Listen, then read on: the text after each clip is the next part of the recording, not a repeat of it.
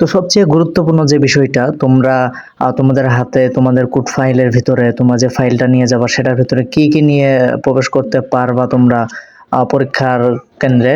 তো তা নিয়ে আমরা কথা বলবো। আসসালামু আলাইকুম সুপ্রিয় এসএসসি পরীক্ষার্থীরা, তোমরা সবাই কেমন আছো? আশা করি সবাই অনেক, অনেক ভালো আছো। তো তোমাদের দোয়ায় আমি অনেক ভালো আছি।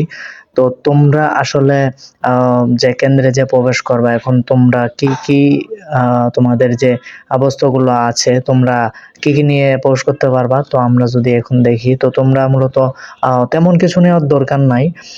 সিম্পল একটা ঘড়ি নিবা, তারপর হচ্ছে হলো পেন্সিল নিবা একটা, তারপর একটা স্কেল নিবা, এরপর কলম নেবা, বেশি করে কলম নিবা যাতে অন্যের কাছে হাত পাতা না লাগে। বেশি করে কলম নেবা, তাহলে মনে করো যে তোমার কোনো সমস্যা হবে না। যদি তুমি কলম যদি ২টা ৩টা একটা ২টা এরকম করে নাও তাহলে তোমার কিন্তু সমস্যা হবে। সমস্যা হবে হলো যে তোমার যখন সমস্যা হবে, তোমারটা শেষ হয়ে গেছে, পাশে আরেকজন আছে, তোমারটা শেষ হয়ে গেছে বা কোনো প্রকারে নষ্ট হয়ে গেছে কোনো কারণে, সেক্ষেত্রে তুমি কিন্তু অন্যের থেকে চাইতে গেলে যদি তার কাছে থাকে ভালো, না থাকলে কিন্তু সমস্যায় পড়ে যাবে। এবং তুমি তো তোমার ওঠানামা দেখে স্যাররা কিন্তু তোমাকে কি করবে, তোমাকে কিন্তু ডিসকোয়ালিফাইও করে দিতে পারে, তোমাকে সেখান থেকে বের করে দিতে পারে, তোমার খাতাটা নিয়ে নিতে পারে।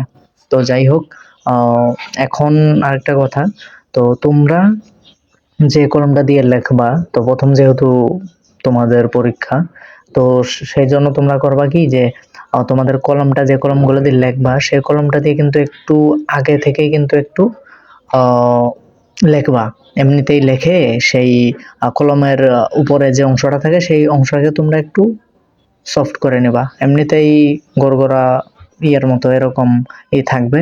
তো তোমরা যদি একটু ঘষে যদি একটু চেক করে নাও, একটু কিছুক্ষণ লেখালেখি করো, তাহলে তোমরা দেখবে তোমাদের লেখা কিন্তু আসলেও সুন্দর হবে।